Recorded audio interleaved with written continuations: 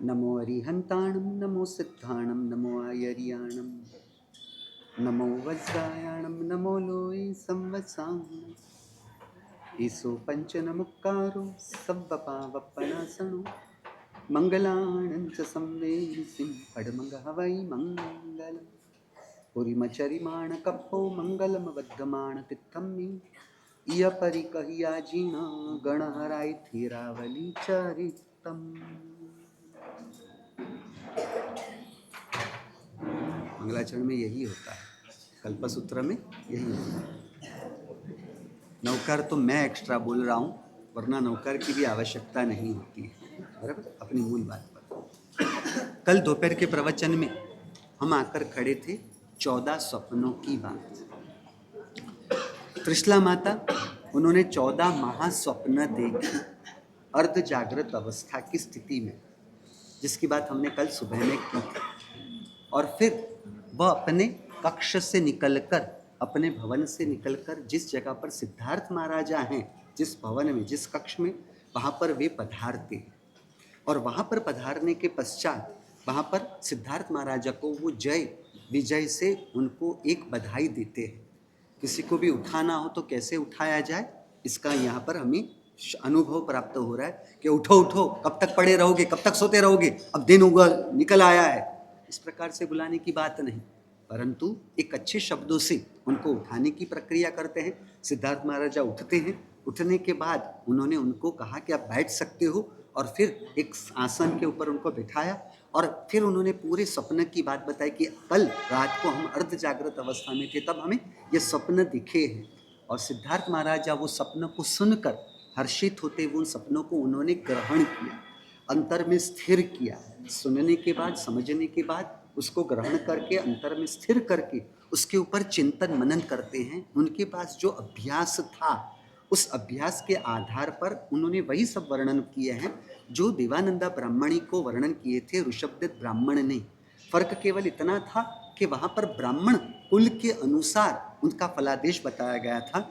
यहाँ क्षत्रिय कुल में जन्म हुआ है, क्षत्रिय जाति में जन्म हो रहा है, इसलिए क्षत्रिय के संदर्भ में कि वे पराक्रमी होंगे, शूरवीर होंगे, अनेक राजा उनको समर्पित होंगे, वगैरह वगैरह वगैरह अर्थ में वो सब बात बताएं। सुकोमल हाथ वगैरह होंगे, पाँव वगैरह होंगे, उनका मुख भी ऐसा होगा, उनकी ऊंचाई भी 108 अंगुल की ऊंचाई वगैरह होना, ये सब चीज़ों के बारे में वर्णन करते हुए उन्होंने कहा कि आप जो सपना देखे वो 9 महीने और 7.5 दिन के बाद आप एक पुत्र रत्नों को जन्म दोगे, और जो हमारे कुल की वृद्धि करने वाला होगा, हमारे कुल के अंदर एक सूर्य समान होगा, हमारे कुल के लिए एक छत्र का काम करेगा, हमारे कुल के लिए एक ध्वजा, यानी उनसे हमारे कुल का भी मान सम्मान यश कीर्ति भी बढ़ेगी, हमारे कुल के सभी जीवों को वो आश्रय देने वाला का। उस तरह से अलग अलग अलग प्रकार के वर्णन परमात्मा के संदर्भ में सिद्धार्थ महाराज ने बताए। और यह वर्णन सुनने के बाद त्रिशला माता ने कहा कि आपने जो फलादेश किया है, मैं यही इच्छती थी, मैं इसी को स्वीकारती हूँ, इसका स्वीकार करती हूँ, इसका आदर करती हूँ। और बहुमान भावपूर्वक उन्होंने वो सपनों का भी आदर किया। जो फलादेश मिला है, फलादेश सुनने मिला है, उसका वो आदर करते हुए वहाँ से फिर उनको अनुमति देते हैं, फिर अपने कक्ष की ओर पधारते हैं। और वो कक्ष की ओर पधारने के बाद वो सो नहीं जाते हैं, क्योंकि सपने के लिए ऐसा कहा जाता है कि अशुभ सपना आए हो और शुभ सपना आए हो, यदि शुभ सपना आए हों तो शुभ सपनों का फल वह खत्म ना हो जाए, इसलिए जागना चाहिए। और जागने के लिए क्या करना है, मोबाइल लेना चाहिए, मोबाइल लेना चाहिए, टीवी नहीं, यहाँ पर तो उस समय में ये सब तो था ही नहीं। मेरे दीक्षा के पहले भी मोबाइल नहीं आया था। मैं नसीबदार कम हूँ, आप सब नसीबदार हो कि मोबाइल के युग में आप चल रहे हो। मेरे समय में मोबाइल नहीं आई थी ना, इसलिए क्या हुआ। और फिर उन्होंने धर्म जागरिका, जो 11 कर्तव्यों में कर्तव्य के रूप में बताया था, वो धर्म जागरिता जरूर धर्म जागरिका यानी धर्म श्रवण करना, या तो फिर उसके स्तवन गाना, स्तुति गाना वगैरह अलग अलग प्रक्रियाओं के द्वारा वो रात को अच्छी तरह से व्यतीत करते हैं। यदि अशुभ सपना आए हों तो अशुभ सपनों के फल को शांत करना हो तो उसे शांत करने के लिए हम सो जाएं तो अशुभ सपनों का फल खत्म हो जाता है। अलग अलग प्रहर में देखे गए सपनों के अलग अलग प्रकार के फल है होते हैं, वह सब बताए। 3 प्रकार के जो सपना होते हैं वो अपने फल देते हैं। जो अति पापी जीव होता है, उसे जो सपना आते हैं उसके फल अवश्य प्राप्त होते हैं। जो अति धर्मिष्ठ जीव होते हैं, पुण्यशाली जीव होते हैं, उन्हें जो सपना आते हैं उनके भी फल अवश्य प्राप्त होते हैं। और देवताओं के द्वारा संकेत के रूप में जो सपना आते हैं वो सपनों का भी फल नियमित प्राप्त होता है। तो यहाँ पर आराधक है पार्श्वनाथ परमात्मा। महावीर स्वामी भगवान का तो अभी परम प्रभु का जन्म हुआ नहीं, और त्रिशला माता और सिद्धार्थ महाराजा वे पार्श्वनाथ परमात्मा के शासन के श्रावक श्राविका है। क्योंकि कौन सा शासन, किसका शासन चल रहा है? पार्श्वनाथ परमात्मा का शासन चल रहा है। पार्श्वनाथ परमात्मा का शासन कब तक चलेगा? परमात्मा दीक्षा लेंगे, साधना करेंगे, साधना करने के फल स्वरूप में जब उनको वितरागता और केवल ज्ञान की प्राप्ति होगी, और उसके बाद जब वे शासन की स्थापना, चतुर्वेद संघ की स्थापना करते हैं, तब महावीर स्वामी भगवान का शासन का प्रारंभ होगा और पार्श्वनाथ परमात्मा के शासन का अंत होता है। तो पार्श्वनाथ परमात्मा के शासन के परंपरा के श्रावक श्राविका है और धर्मिष्ठ है। श्रावक पने के गुणस्थानक में वे चल रहे हैं, और फिर उन्होंने धर्म यानी उनको वो फल मिलना नियमित था। और दूसरे दिन सिद्धार्थ महाराजा तैयार होने के लिए व्यायामशाला में जाते हैं। व्यायामशाला में मल्ल युद्ध वगैरह अलग अलग प्रकार के व्यायाम वगैरह करते हैं, जो आप लोग जिम खाना में जाते हो ना। क्या जाते हो? कुछ नहीं जाते हो भैया। व्यायाम वगैरह हमारे शासन के श्रावक करते हैं। क्यों? क्योंकि शरीर मजबूत तो होगा तो आराधना अच्छी तरह से कर पाएंगे, संसार के कर्तव्यों के पालन भी आप अच्छी तरह से कर पाओगे। और तीसरे नंबर पर जब शासन पर कोई आपत्ति आए, शासन पर किसी का आक्रमण हो, किसी की बुरी नजर पड़े, तो श्रावक वो शरीर से सक्षम हो तो शासन के विरोधी तत्वों का वह सामना अच्छी तरह से कर सके। इसलिए श्रावकों को व्यायाम होना नियमित रूप से आवश्यक है। समझ रहे हो ना? आप लोगों में होता है ना, महिलाओं में भी। अब योगासन, एक्सरसाइज, जिम खाना वगैरह सब बंद हो गया। मैंने आपको पहले बताया था ना, रोज अभी भी रोज के लिए मिनिमम पौने घंटे के लिए मैं भी योगासन प्राणायाम करता हूँ। मनोज जी, आप करोगे मेरे साथ? और सूर्य नमस्कार वो भी होता है, और शीर्षासन, शीर्षासन समझ रहे हो? अभी पूरी दुनिया को मुझे सीधा करना है। अब वो उल्टी दुनिया को मैं सीधा तो कर नहीं पाता, इसलिए मैं क्या करता हूँ, खुद को उल्टा कर देता हूँ। खुद को उल्टा कर दूंगा तो दुनिया मुझे सीधी दिखने लगेगी। तो सर के बल दीवार के यानी दीवार के सहारे के बिना बीच में 3 मिनट से 4 मिनट के लिए रोज शीर्षासन मैं भी आपके सामने कर रहा हूँ। और मेरे पड़ोसी मुझे ये करते हुए देखते हुए भी मेरे पड़ोसी नहीं करते। समझ रहे हो? इसलिए उनकी टोंड वो बाहर निकली हुई आपको दिखेगी।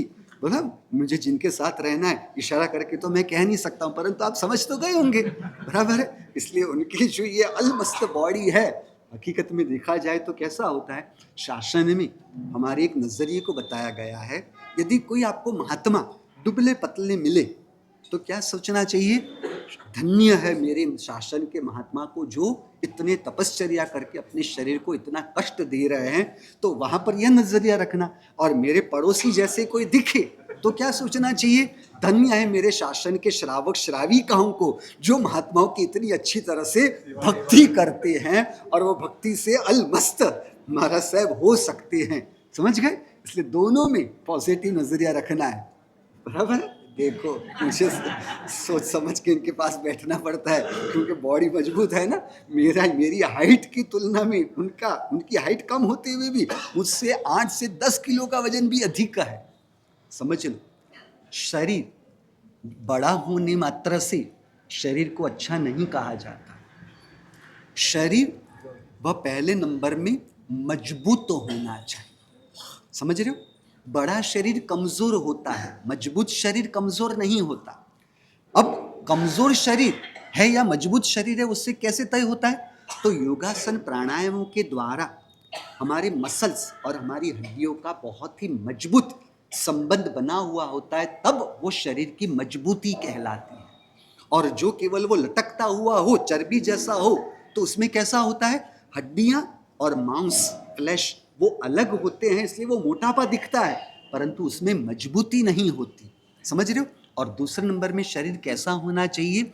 लचीला शरीर होना चाहिए, फ्लेक्सिबल होना चाहिए। स्टिफनेस, जकड़न नहीं होनी चाहिए। यदि जकड़न होती है तो क्या होता है? श्राविकाओं में या भाइयों में सुनने को मिलता है, कुछ नीचे गिरा और जैसे ही अचानक नीचे मुड़ने गए, मूंछ आ गई, नस पकड़ गई, या तो फिर कुछ भी ऐसा कुछ भी। ये क्यों हुआ? क्योंकि शरीर में जकड़न है, शरीर लचीला नहीं है। समझ रहे हो? इसीलिए जिस किसी को भी मोक्ष मार्ग की साधना में आगे बढ़ना हो ना, मोक्ष भी पाना हो ना, उसके लिए भी शरीर उचित, शरीर व्यवस्थित होना आवश्यक है। क्यों? क्योंकि लोकस सूत्र की 6ठी गाथा में परमात्मा के पास 3 चीजों की मांग की है। पहली मांग की है आरोग्य। आरोग्य का मतलब है आरोग्य। आरोग्य सुचारू होना चाहिए। आरोग्य अच्छा होगा तो मन की स्वस्थता अच्छी रहेगी। आरोग्य अच्छा होगा तो दवाइयों की आश्रितता यानी दवाइयों पर निर्भर रहने की जरूरत नहीं पड़ेगी। हमें याद करना पड़ता है कि हमें पिछली बार आखिर में बुखार कब आया था, सर्दी जुकाम या खांसी कभी हुई थी, वो हमें याद करना पड़ता है। जल्दी ये सब चीजें होती नहीं, यानी शरीर सक्षम होता है। लिया हुआ आहार, उसकी 7 धातु रूप जो साइकिल है, वो साइकिल भी आपकी अच्छी तरह से चल सकती है। इसलिए शरीर का मजबूत होना और शरीर का लचीलापन होना, यह सब आवश्यक है। वर्तमान में लगभग क्या हो गया है, भूख लगे तब भोजन की प्रक्रिया नहीं होती है, भोजन का समय हो गया है इसलिए भोजन कर लेना है। यह वास्तविक रूप से प्रक्रिया वास्तविक नहीं है। इसलिए शरीर लचीला होता है तो क्या होता है, कभी भी किसी भी प्रकार का श्रम शरीर के ऊपर कभी अधिक डालना पड़ा। आपके संसार के नजरिए से देखो, आपके दिवाली के दिनों में व्यापार का समय ज्यादा बढ़ जाए तो क्या होता है, आप उसे सहन नहीं कर पाते हो। आपको शत्रुंजय गिरिराज की यात्रा करने की आई, गिरिराज की यात्रा या गिरनार की यात्रा करके नीचे उतरने के बाद 2 दिनों तक आपको पांवों में दर्द बना हुआ रहता है। ये आपके दिख रहे हैं ना हसमुख भाई जी, क्या नाम है हसमुख जी, कोई नाम अनिल भी आपके पास? हाँ, ये भेरू भाई, देखो क्या मजबूत है, समझ रहे हो? वो भेरू भाई जैसा शरीर नहीं बनाना, समझ रहे हो? हर जगह पर सब लटकते ही रहते हाथी जैसा, बराबर है। इसलिए शरीर मजबूत होना चाहिए कमलेश जी, बराबर है। इसलिए सबसे पहले पेट साफ, सब रोग माफ। पेट साफ होना परम आवश्यक है, क्योंकि यदि पेट साफ है तो किसी भी प्रकार का रोग नहीं होता और उससे रोग प्रतिकारक शक्ति भी अच्छी बन सकती है। दूसरे नंबर में चाहिए नियमित रूप से आधे से पौने घंटे के लिए व्यायाम, यानी योगासन और प्राणायाम। समझ रहे हो? जिम खाने की बात नहीं है। तीसरे नंबर में आवश्यक होता है कि शरीर की प्रकृति और बाहर में वातावरण की प्रकृति के अनुसार आहार होना चाहिए। और चौथे नंबर में कम से कम 2 किलोमीटर का चलना होना चाहिए। आप सुबह के समय में ही चलने के लिए ना भी निकलो तो भी चलेगा, परंतु जो घर से ऑफिस आते हो, दुकान पर आते हो, या दुकान से घर पे जाते हो, या मंदिर आते हो, आपको तो जब देखो तब 2 व्हीलर। बंबई में जितने 2 व्हीलर नहीं देखने मिलते उतने बंबई के अलावा के सभी शहरों में देखने मिलते हैं। घर में जितने लोग उतने 2 व्हीलर यहाँ पर प्राप्त होते हैं। बंबई वाले लोगों को चलने की भी आदत होती है और उतरने की भी। अभी तो वो भी कम हो गया ना सोनू जी, सब जगह पर एक्सीलेटर आ गए हैं बंबई में भी, बराबर है। वरना बंबई वाले लोग चलने की आदत और उतरने चढ़ने की भी उनकी आदत बनी हुई होती है। इन 4 चीज़ों का यदि आप ध्यान रखते हो, आपको कभी भी बाहर में ये वायरा चल रहा है, सबको ये चल रहा है, ये वायरा चल रहा है, कोई वायरस से हमें डरने की जरूरत पड़ेगी ही नहीं, ऐसा अनुभव से बता रहा हूँ। इसलिए सिद्धार्थ महाराजा ने व्यायाम किए हैं। व्यायाम करने के बाद फिर शरीर पर मर्दन यानी मालिश वगैरह कराई है। मालिश भी शरीर के लिए बहुत ही आवश्यक है। हमारे तो मालिश कब हुई थी, जब हम छोटे थे, तब वो बाई आती थी, वो मालिश करती थी, क्योंकि आपके सेठानियों को तो मालिश करना आता नहीं है या करना नहीं है, समझ रहे हो? उनको करने की कोई फुर्सत ही नहीं होती है। मालिश वाली बहन जी होंगे और माँ होगी, दोनों में बहुत बड़ा फर्क है। जिस प्रकार आप पैसों की व्यवस्था, तिजोरी साफ सफाई करनी हो तो कमलेश जी आप अपने घर के आदमी को सौंपोगे ना? हाँ, तिजोरी की साफ सफाई खुद करते हो, और परमात्मा किसे सौंप दिए? पुजारी को सौंप दिए है, समझ रहे हो? और बच्चे भी किसे सौंप दिए? इस प्रकार से काम वाली मालिश करने वाली बाइयों को सौंप दिया। तो यहाँ पर उन्होंने अलग अलग तेल, औषधियों से मिश्रित तेलों से शरीर पर मर्दन करवाया और वो मर्दन करवाने के बाद फिर स्नान घर के अंदर स्नान करने गए। रत्न का स्नान पीठ है, अलग अलग औषधियों से मिश्रित, ऐसे जल से उन्होंने अपने शरीर को स्वच्छ करते हुए स्नान किया। और स्नान करने के पश्चात उन्होंने राजमहल के जो भी राज परिवार के सदस्य हैं सबको खबर भिजवा दी कि आज राजसभा भरनी है, यानी आज राजसभा होने वाली है। और राजा खुद दिव्य वस्त्र को पहनकर, दिव्य ऐसे श्रेष्ठ आभूषणों को धारण करते हुए, मुगट वगैरह को धारण करते हुए वो सिद्धार्थ महाराज निकलते हैं अपने राज भवन की ओर जाने के लिए। और उनके साथ पूरा राज परिवार मिला हुआ है। और वहां पर जाने के पश्चात वो अपने सेवकों को बुलाते हैं, जिसके लिए यहाँ शब्द प्रयोग किया गया है कौटुंबिक पुरुष। यानी सेवक को नौकर के रूप में देखने के बजाय उन्हें एक कौटुंबिक पुरुष यानी अपने कौटुंबिक जन है। क्योंकि हम जहाँ पर भी, आप जहाँ पर भी पहुँचे हुए हो वो उनकी बदौलत पहुँचे हो। आपने पैसों से अपना इन्वेस्टमेंट किया है, परंतु मैन्युअल जो लेबर के रूप में जो कार्य की ज़रूरत थी उसमें कर्मचारी से ही आप इस स्थिति पर पहुँचे हो। तो उसी प्रकार सिद्धार्थ महाराजा भी अपने वो उन सब लोगों को कौटुंबिक पुरुष के रूप में देखते हैं। अपने नौकर है या अपने स्टाफ के मेंबर है उस नज़रिए से देखते नहीं। कौटुंबिक पुरुषों को बुलाया और बुला के उनको आज्ञा की कि आप जाओ, स्वप्न लक्षण पाठकों का जो मोहल्ला है वहाँ पर जाके सब स्वप्न लक्षण पाठकों को घोषणा करके बताओ कि राजा ने आज आपको याद किया है और आपको आना है। और वो उनकी आज्ञा लेकर वहाँ से निकलते हैं। स्वप्न लक्षण पाठकों के मोहल्ले में जाकर वहाँ पर सबको खबर देते हैं कि राजा ने आज आपको बुलाया, आज कोई विशेष कार्य है। और सब स्वप्न लक्षण पाठक सब इकट्ठे होते हैं। इकट्ठे होने के बाद शरीर से स्नान वगैरह कर, स्वच्छ होके, अच्छे वस्त्र वगैरह धारण कर, मंगल वगैरह के राजा ने बुलाया है, अच्छा कुछ शुकन होने वाला होगा, कुछ अच्छा हमें प्राप्त होने वाला होगा, राजा को कुछ महत्व का काम होगा, इसलिए राजा ने बुलाया। इसलिए वो सुशोभित होकर सब एक जगह पर इकट्ठे होते हैं। और इकट्ठा होने के बाद सब लोग कहते हैं कि नहीं मैं बड़ा, वो कहता है नहीं मैं बड़ा, वो कहता है मैं बड़ा, सब कहते हैं मैं बड़ा। समझ नहीं समझ? हाँ, एक बड़ा होगा ट्रस्ट मंडल जो होगा, उस ट्रस्ट मंडल में सब बड़े हैं ना, कोई छोटा कोई बड़ा थोड़ी ना होगा। हाँ? अच्छा, अध्यक्ष अलग होते हैं, फिर उपाध्यक्ष अलग होता है, फिर अध्यक्ष का पावर ज्यादा होता है, उपाध्यक्ष का पावर ज्यादा होता है, या ट्रस्टियों का पावर ज्यादा होता है? हाँ, अच्छा, अध्यक्ष का पावर ज्यादा होता है। चलो जाने दो, बराबर। तो यहाँ पर मस्ती में बात कर रहा हूँ। तो यहाँ पर इन लोगों ने अपने बीच एक वडील को नियुक्त किया। वडील को नियुक्त इसलिए किया कि राजा के साथ कोई एक ही इंसान हम सबके प्रतिनिधि के रूप में, रिप्रेजेंटेटिव के रूप में बात रखेंगे। और फिर राजा के साथ वो बात रखने के बाद राजा उनके साथ जो विचार विमर्श करेंगे उसके संदर्भ में वो सभी के साथ चिंतन मनन या वार्तालाप करके, विचार विमर्श करके, उसके बाद जो भी निष्कर्ष निकलता है वो निष्कर्ष हमें वो वडील को देना है। और वो वडील फिर से हमारी ओर से वहाँ पर बात रखेंगे। बात समझियो? इसी प्रकार की व्यवस्था यहाँ होनी चाहिए। क्या होता है, कई बार व्यवस्थापकों में या घर में भी ऐसा होता है। घर में भी कैसा होता है, पति और पत्नी, यदि पत्नी को पूछे बिना कोई कार्य हुआ हो तो मुझे पूछा नहीं, पति ने सोचा कि मुझे पूछे बिना कार्य हुआ, मुझे पूछा नहीं, या घर के जो बुजुर्ग होंगे मुझे पूछे बिना ये कार्य हुआ।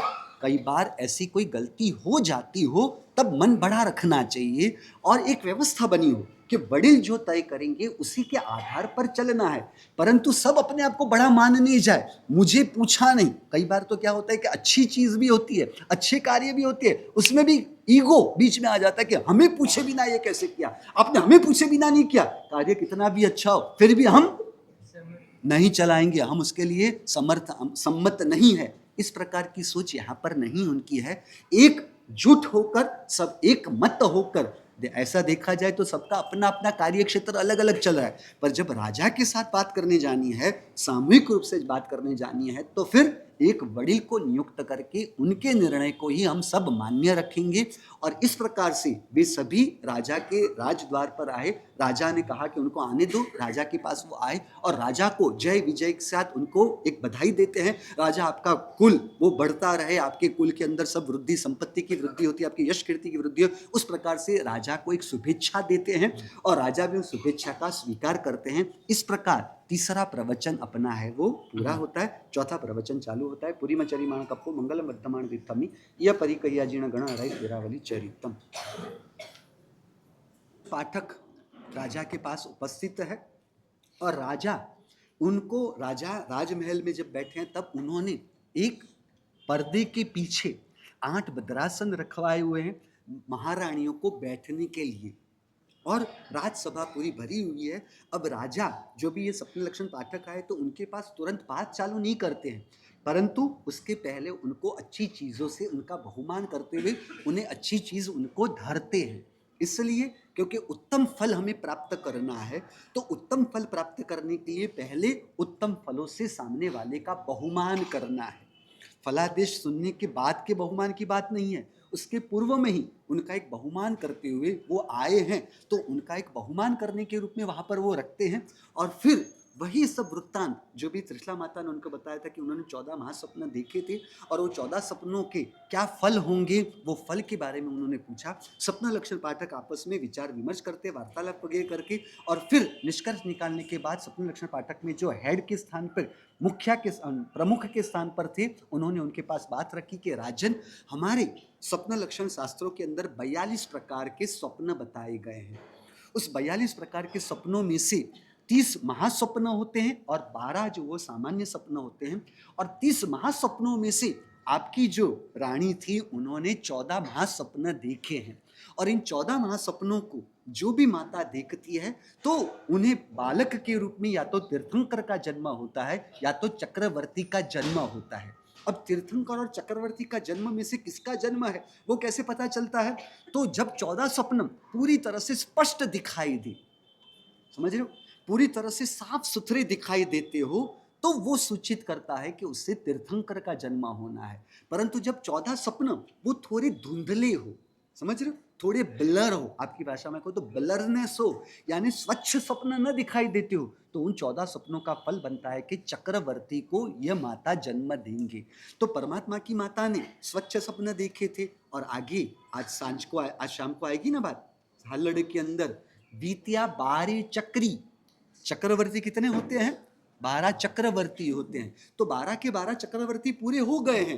बीतिया 12 चक्री, नहीं कोई चक्री राज, अब कोई चक्रवर्ती तो बचे नहीं।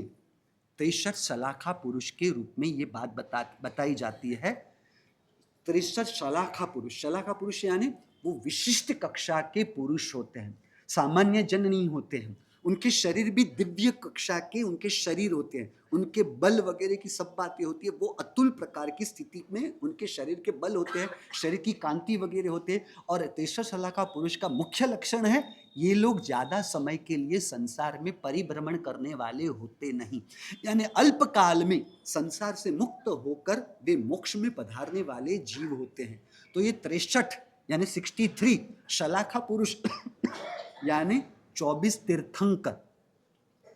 तीर्थंकर, उसके साथ जोड़ेंगे 12 चक्रवर्ती, बराबर है। 24 और 12 36 हुए, इसे एक और रखो। अब दूसरी बात, 9 होते हैं वासुदेव, 9 होते हैं प्रति वासुदेव और 9 होते हैं बलदेव। समझ रहे हो? 9 9 9 27, 27 और 36 हुए 63। तो ये 63 शलाखा पुरुषों में कभी भी किसी भी काल में, या अवसरपिणी काल चल रहा है, अवसरपिणी काल हो या उत्सरपिणी काल हो, हर एक काल के अंदर इस प्रकार के 63 शलाखा पुरुष होते हैं। कल के दोपहर के प्रवचन में हमने देखा ना कि वीर प्रभु इसी भरत क्षेत्र के अंदर पहले वासुदेव बनने वाले थे जिनका नाम था त्रिपुष्ट वासुदेव। उनको 3 पीठ थी इसलिए उनका नाम हुआ त्रिपुष्ट वासुदेव। तो वो पहले वासुदेव हुए हैं और यहाँ पर 24वें तीर्थंकर के रूप में होने वाले हैं। इसलिए 12 चक्रवर्ती हो गए, यानी अभी कोई चक्रवर्ती होने वाला तो बचा नहीं है। और तीर्थंकर कितने हुए? 23 तीर्थंकर हो गए हैं, 24वें तीर्थंकर बाकी है, यानी ये 14 स्वप्न से तीर्थंकर का जन्म होना है। उस प्रकार से यहाँ पर उन्होंने सूचित किया। सिद्धार्थ महाराज ने जो जो सब फलादेश बताए थे त्रिशला माता को, वही फलादेश उन्होंने भी यहाँ पर उनको बताए हैं कि इस प्रकार के वो होंगे, शूरवीर होंगे, सुकुमल काया वगैरह होगी, उन्मान वगैरह, मान वगैरह, वजन वगैरह सब उचित होगा। अब हमारी ऊंचाई वह उचित ऊंचाई है, हमारी ऊंचाई वो उत्तम ऊंचाई है, उसका लक्षण क्या है? उसका लक्षण यह है, हम जब अपनी उंगली से अपनी हाइट को मापें, यानी अनिल जी दीवार के पास खड़े रह गए और फिर एक लाइन मार्क कर दी, अरविंद जी यहां पर आपकी हाइट हो रही है, बराबर, और फिर आप खुद ही अपनी उंगली से नीचे से ऊपर तक मापने जाओ और 108 अंगुल का यदि आपका माप होता है तो इस माप को कहते हैं उत्तम उन्मान, यानी उत्तम ऊंचाई मानी जाती है।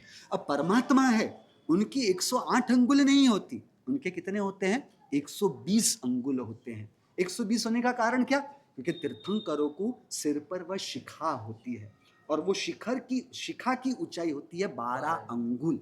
इसलिए आपने बंबई के पास शाहपुर तीर्थ में जो आदेश्वर परमात्मा देखे होंगे, या तो क्षत्रिय कुंड में मूड नायक के रूप में जो महावीर स्वामी भगवान देखे हो, तो उन सब में आपको वो शिखा बहुत ऊंची दिखाई देती है। बाकी की प्रतिभाओं में लगभग थोड़ी ऊंचाई कम रखते हैं, परंतु वो शिखा जो दिखाई देती है वो कोई उनको फुंसी हुई है ऐसा मत समझो, वो एक शिखा होती है, वो उनके एक उत्तम लक्षण के रूप में माना जाता है। तीर्थंकर की ऊंचाई उनकी खुद की अंगुल से 120 अंगुल की होती है। बाकी के सर्वजीव, फिर चक्रवर्ती हो, वासुदेव, तो उनकी सबकी ऊंचाई 108 अंगुल की बताई गई है, बराबर। तो ये मान उन्मान वगैरह से युक्त ऐसे उत्तम पुत्र रत्न को आपके रानी त्रिशला माता है वो उसे जन्म देंगे, इस प्रकार की बात बताई। और राजा ने भी जो त्रिशला माता ने प्रतिसाद दिया था वही प्रतिसाद देते हो, आपने जो फल कहा है वही फल को हम इच्छते हैं। उन्होंने ये बात नहीं बताई, अरे आपने जो बताया मुझे भी ये सब पता है, कोई नई बात नहीं है, ऐसी बात कभी भी नहीं करते। समझ रहे हो? सामने वाला जो बोल रहे हैं उसके बारे में हमें पता हो, फिर भी आपको दूसरी बात बताता हूं, आपको पता नहीं, ज्यों ज्यों आत्मा की शुद्धि बढ़ती जाती है, ज्यों आत्मा की शुद्धि बढ़ती जाती है, त्यों त्यों उनके अल्प शब्दों की ताकत अधिक होती है। यानी शुद्धि जितनी ज्यादा, शब्द प्रयोग उतने कम, शुद्धि जितनी कम, शब्द प्रयोग उतने ज्यादा होते हैं। ये आप देखना, जो भी महापुरुषों को आप देखोगे वो ज्यादा बोलने वाले नहीं होते। कलापुंज श्री महाराज साहब ले लो, भुवन भानु श्री महाराज साहब, जयगोश श्री महाराज साहब ले लो, भद्रंकर श्री महाराज साहब ले लो, हिमांशु श्री महाराज साहब ले लो, ये जो भी भक्ति योगाचार्य यशो विजय श्री महाराज साहब ले लो, ये सभी लोग कम बोलेंगे। समझ रहे हो? शुद्धि अधिक, शब्द प्रयोग कम, और तीसरे नंबर में शब्द कम होते हुए भी वो शब्दों की असरकारकता अधिक होती है।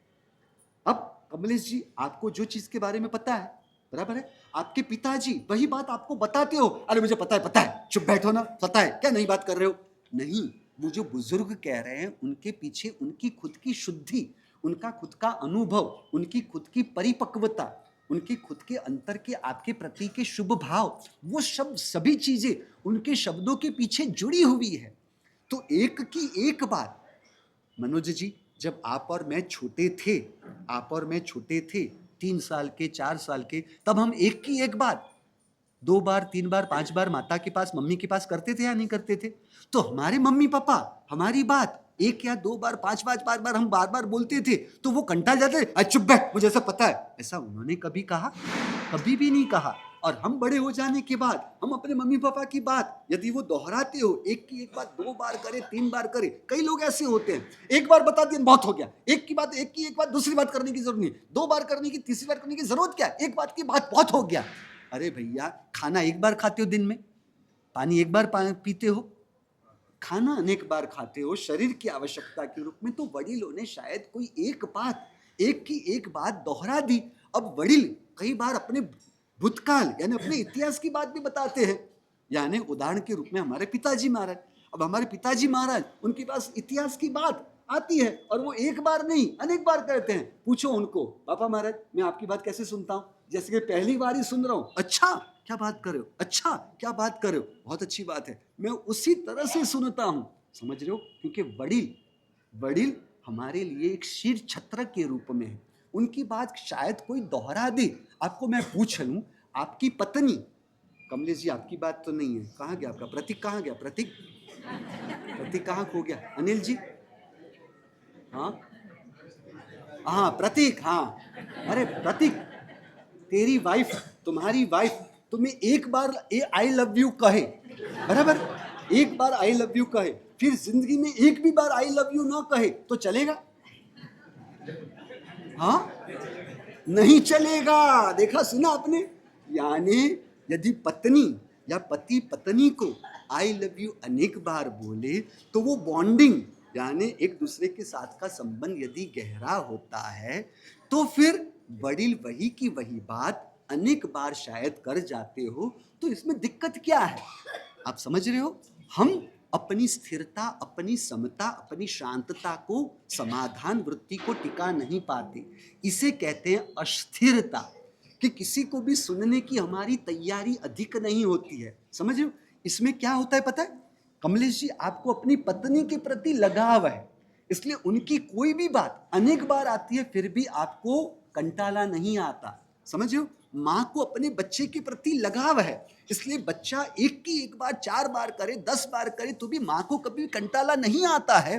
परंतु वडीलों की बात एक के बदले वो 2 बार 3 बार कहे और हम वहां पर आकुल और व्याकुल हो जाते हो, तो समझ लेना चाहिए कहीं ना कहीं अंतर में माता पिता के प्रति वो प्रेम, वो आदर भाव, आपके घर के दादा दादी हो, आपको पता नहीं, छोकरा और डोकरा समान होने लगते हैं, यानी ज्यों ज्यों उम्र बढ़ती है त्यों त्यों उनमें एक बचपने की स्थिति बनती है। समझ हो? तो ऐसे माता पिता या घर के दादा दादी हो, वो शायद एक बात 2 बार कहे, 3 बार करे तो उनको स्मरण शक्ति भी कम हो जाती है। छोटे बच्चे को भी कुछ कहो उसे भी सब याद रहेगा, जिस प्रकार उसे भी याद, एक की एक बात उसे भी आपको समझानी पड़ती है ना, उसी प्रकार वडील भी कई बार विस्मरण की वजह से वो एक की एक बात उन्होंने नहीं कही होगी, उस तरह से वो दूसरी बार कह रहे हैं। वो कहने के पीछे उनका आशय क्या है, उनका तात्पर्य क्या है, उनके किस प्रकार के भाव उसके अंदर जुड़े हुए हैं, आप उसका अनुभव करने के बजाय केवल बाहर में दिखने वाले वो शब्द को ही पकड़ लेते हो और उसकी वजह से अंदर में वो आकुलता व्याकुलता से उनके साथ बुरा व्यवहार करते हो। समझ रहे हो? इसलिए वडील माता पिता वो घर के जीवंत परमात्मा है। हम उन्हें अंतर से, घर के जो भी बुजुर्ग हो, और होता क्या है, बड़ी उम्र के हो जाए शरीर में जुर्रियां पड़ जाएगी। नरपत जी आपके पिताजी को देखो, आपको देखो, उनको देखो। आपका बेटा कौन है? मुझे, हाँ, विरल। अब विरल को देखो और विरल की बेटी को देखो, देखने में आउटडेटेड कौन दिखेंगे? घर के बुजुर्ग दिखेंगे ना। वो आउटडेटेड बाहर से दिखने की वजह से भी लोगों को ऐसा लगता है कि वो मेहमान जब आए तो वो बाहर ना बैठे हो और अंदर बैठे हो तो अच्छा है। नहीं, आपकी बात चलती है और वो बीच बीच में शायद बोल पड़े तो मजा नहीं। जब आप छोटे थे ना और मम्मी पापा के बीच में, आपके माता पिता के बीच में जब बातें चल रही थी, तब हम बीच बीच में बोलते थे तो हमारे माता पिता, उनको आकुलता व्याकुलता होती थी, गुस्सा होता था उनको कभी गुस्सा नहीं आता था। परंतु आजकल के समझदार, बड़े हुए, विकसित, प्रोग्रेसिव ऐसे बच्चे अपने माता पिता का इस तरह से बीच में हस्तक्षेप होता है ना, तो वो हस्तक्षेप को सहन करने के लिए तैयार नहीं होते। इसलिए कोई मेहमान आए हो, कोई महत्व की बात करनी हो, तो फिर उन सबको अंदर नहीं, साइड में, हाँ, कोने में ढकल दो। तो यहाँ पर सिद्धार्थ महाराजा वो सभी फलादेश कुछ नया उन्होंने नहीं बताया, केवल वो सपने के संदर्भ में बयाली सपना वगैरह थोड़ी बहुत बात में फर्क होगा, वही बात होते हुए भी उन्होंने किसी भी प्रकार का नकारात्मक वहां पर प्रतिसाद दिया नहीं। और फिर उनको अच्छी भेंट वगैरह देकर उनको विदाई दी और फिर वो जिस जगह पर त्रिशला माता थी उस त्रिशला माता के पास गए और उन्होंने वही बात जो स्वप्न लक्षण पाठकों ने उन्होंने बताई थी, वही बात उन्होंने बताई। और तब त्रिशला माता, अरे मैं भी तो यहाँ पर पर्दे के पीछे सब बात सुन रही थी, अब नई बात कुछ करो ना, वही की बात दोहरा क्या क्यों रहा है? इस प्रकार का कोई प्रतिसाद नहीं दिया। उनको भी वही प्रेम से, वही सद्भाव से, वही आदर भाव से, वही समर्पण भाव से भी उनको सुनते हैं, उनका स्वीकार करते हैं और अच्छी तरह से वहां पर उनको प्रतिसाद देते हैं कि आपने जो कहा वही हम चाहते थे, इसी की हमारी इच्छा रहती थी। अब यहाँ पर एक महत्वपूर्ण घटना जो मैंने आगे बात नहीं की, त्रिशला माता वहां से फिर उठ के जाते हैं और वह जाने की क्रिया, उनकी जो चलने की क्रिया है ना, उसके 5 विशेषण उन्होंने वहां पर बताए हैं कि राजहंस की गति से जा रहे हैं, ना जल्दी जा रहे हैं, ना तो देरी से जा रहे हैं, ना तो भ्रमित होते हुए जा रहे हैं, ना तो मूर्छित होते हुए जा रहे। यानी शांत स्थिर स्थित चित्त से उनकी ये चलने की क्रिया हो रही है। अब इसके पीछे के तात्पर्य को समझना है। परमात्मा के माता पिता पार्श्वनाथ परमात्मा के शासन के श्रावक श्राविका है और निश्चित रूप से सम्यक दर्शन और देशवृत्ति गुणस्थानक की स्थिति को प्राप्त है, यानी आत्मा की अनुभूति, स्वरूप अनुभूति, आत्म साक्षात्कार, परमात्मा साक्षात्कार उनके हो गए और आत्मा की जागृति में वे चल रहे हैं। अब क्या हुआ है, सत्य की प्राप्ति हुई, तत्व की प्राप्ति हुई, इसलिए आत्मा को पूर्ण समाधान की स्थिति बनती है अंतर में, और वो अंतर में जो समाधान की स्थिति होने से आत्मा शांत होती है। अब जब आत्मा शांत हो जाती है, स्थिर हो जाती है, किसी भी प्रकार की कोई इच्छा अपेक्षा की चंचलता अस्थिरता नहीं बची, क्योंकि अस्थिर होने का, अशांत होने का आत्मा के पास, आत्मा के दृष्टिकोण से आत्मा के पास कोई कारण ही नहीं। इस प्रकार से जिन्होंने तत्व से एक स्थिरता की स्थिति, एक समाधान की स्थिति, एक समता की स्थिति प्राप्त कर ली हो, तो उसका प्रभाव किस पर पड़ेगा? जब आत्मा समाधान की स्थिति में होती है तो मन भी शांत स्थिर होने लगता है, रहने लगता है। आत्मा शांत स्थिर तो मन शांत स्थिर, मन शांत और स्थिर तो इंद्रियों का प्रवर्तन वह भी शांत और स्थिर होता है, और शरीर की क्रिया भी शांति से, स्थिरता से, समता पूर्वक चलती है। त्रिशला माता की ये जो बाहर की क्रिया कि इनकी गति राजहंस के समान गति है, ना जल्दी से चल रहे, ना देरी करते हुए चल रहे, जो इस प्रकार के विशेषणों की बात क्या बता रहा है? आत्मा ने तत्व को प्राप्त किया है, उसका रिजल्ट यहां बाहर में इस प्रकार से दिखाई दे रहा है। इसलिए साधुओं के लिए कहा, साधु कौन सी गति से चलता है? तो गजगामिनी की चाल से चलता है। साधु की चाल कैसी बताई? तो हाथी जिस प्रकार से आराम से, मस्ती से, स्वस्थता से, शांतता से, स्थिरता से, उसे कोई जल्दबाजी नहीं होती, चलो जल्दी भागना है, ये करना है, वो करना है, वो अपनी मस्ती से, अपने आनंद में रहते हुए चलता है, वो किसी भी बाहर की परिस्थितियों के असर में नहीं आता। साधु उस प्रकार से चलते हैं। अब आप देखो, छोटे बच्चे कोई भी होंगे ना, आप उन्हें कभी भी कहोगे कि वहां पर जाना है तो वो दौड़ के जाएंगे, दौड़ के आएंगे। छोटे बच्चों में चंचलता अधिक क्यों होती है? अधिक चंचलता क्योंकि तत्व की प्राप्ति नहीं, इसलिए आत्मा को पूर्ण समाधान की स्थिति प्राप्त नहीं है। आत्मा पूर्ण समाधान की स्थिति में नहीं, इसलिए मन की चंचलता, समझ रहे हो, इंद्रियों की चंचलता, वचनों की चंचलता, यानी बोल बोल बोल बोल करना, शरीर की क्रियाओं की चंचलता आप देखोगे, समझियो। और वो चंचलता आपको बाहर कहां दिखाई देगी? बच्चों में सुलाते हुए एक जगह पर और उठता है दूसरी जगह पर, समझो, घर के रूम के अंदर पूरा चक्कर लगा देता है। ये चक्कर लगाने का क्यों हुआ है? क्योंकि अंतर से वह आत्मा शांत, स्थिर और समता की स्थिति में आई नहीं है, उसका लक्षण यह है। बात समझ रहे हो? उसी प्रकार रात को जिन्हें करवटें बदलने की जरूरत कम पड़े, वह भी आत्मा की विकसित स्थिति के रूप में बताया जाता है। बात समझ रहे हो? यानी देखो, दोनों बात आ गई।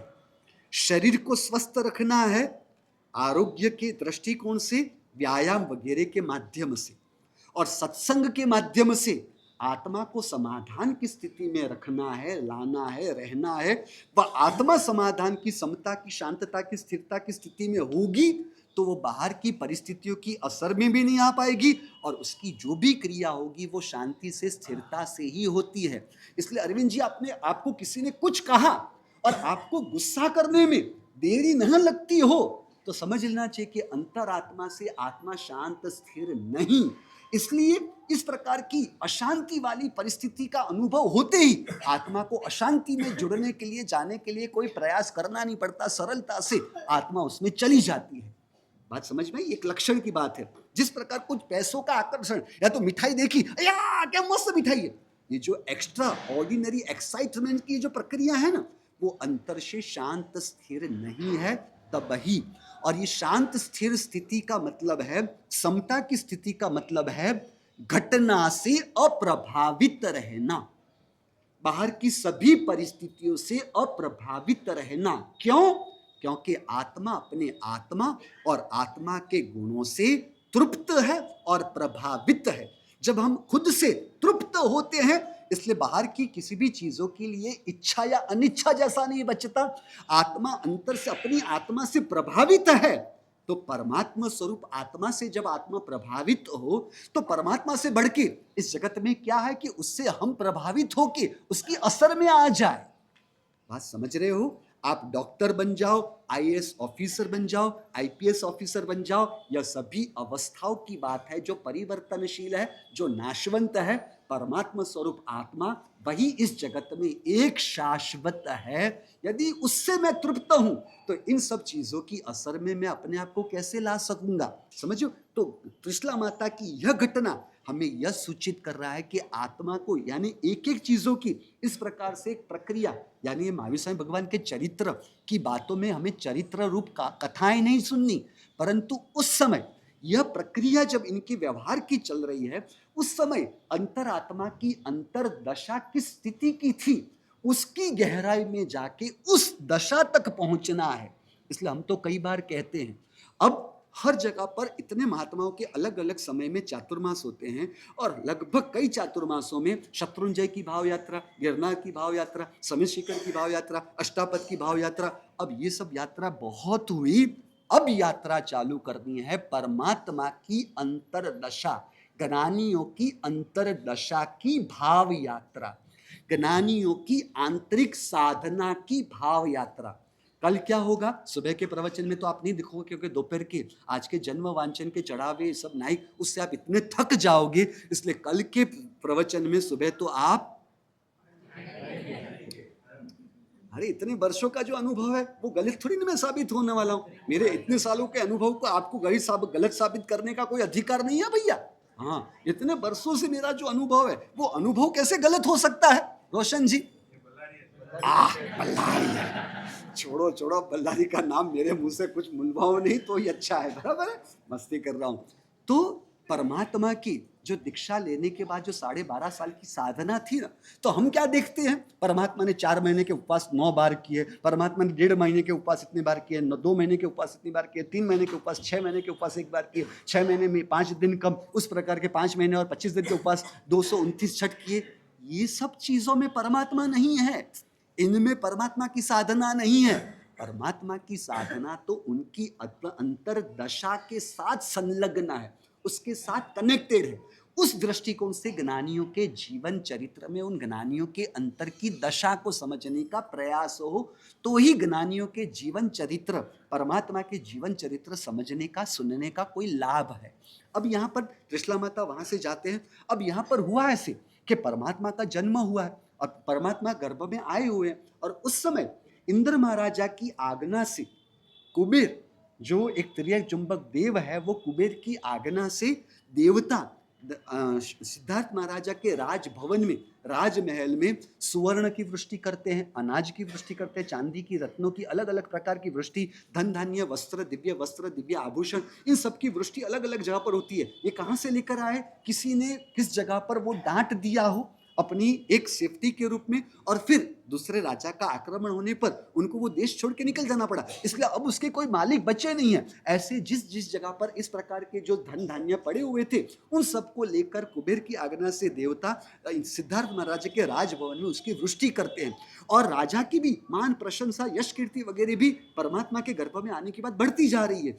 जो राजा सिद्धार्थ महाराजा को अनुकूल नहीं थे, प्रतिकूल थे, वो सब भी अनुकूल भी होने लगे, सब भी मित्रता भी उनकी बढ़ने लगी, रिश्तेदारों में भी उनके लिए आदर बहुमान भाव भी बढ़ने लगा, और ये सब घटनाएं सब में वृद्धि वृद्धि वृद्धि हो रही थी। उसको ध्यान में रखते हुए सिद्धार्थ महाराज और त्रिशला क्षत्रियाणी दोनों इकट्ठे होके दोनों ने सोचा कि जब से ये बालक गर्भ में आया है तब से हम सभी तरह से हमारा विकास हो रहा है, सबसे हम आगे बढ़ रहे हैं, सब वृद्धि हो रही है, तो ये वृद्धि के लक्षण के अनुसार जब हम बालक का जन्म होगा तब इस लक्षण को ध्यान में रखते हम उसका नाम रखेंगे वर्धमान।